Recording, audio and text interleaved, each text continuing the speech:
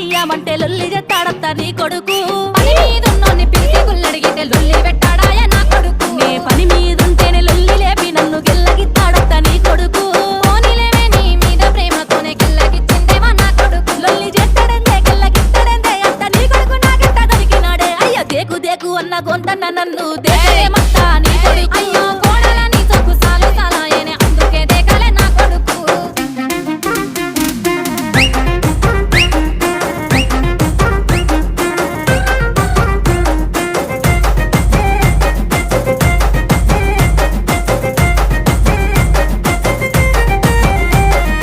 ఒత్తుందంటే ఇసన గర్రన్న వట్టి ఊపడే మత్త నీ కొడుకు